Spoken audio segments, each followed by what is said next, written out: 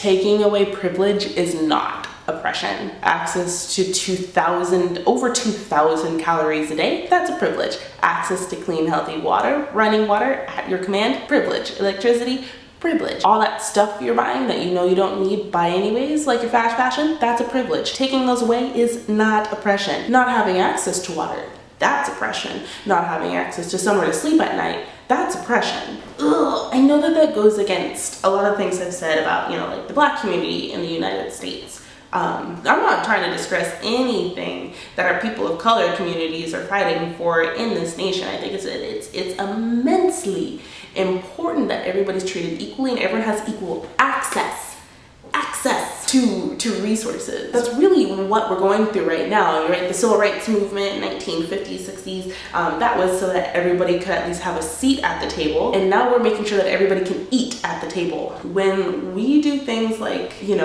ask that not everybody have a car, you're not being oppressed when somebody says that. It's really funny where everybody's kind of comfort zone is. So what makes them feel like they are living, a healthy, happy, productive life, and then what types of things we take away, and all of a sudden someone's like, you're attacking me and this is so horrible. Especially when talking about the zero waste movement, that idea of living with less and living more simply, that's not oppression. That's making sure that our boundaries of what is considered abundance and what is considered insufficient. We live with too much stuff and too much privilege, and we're around people with too much privilege and too much stuff to see it sometimes. Anyways, this is on pages 45, 46, 56, and 57. I'm not gonna read from this passage because it gets really wordy, but basically Paulo really digs into when you're, especially on the privileged end of the spectrum,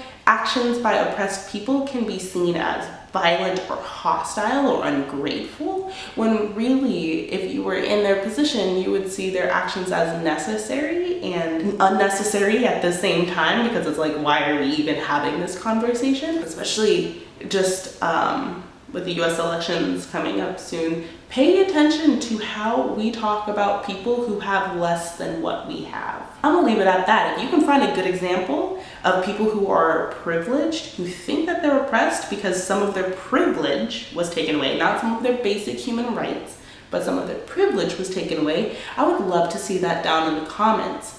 You can interact with this video however you see fit, however, because you know what? It's your life and your choices.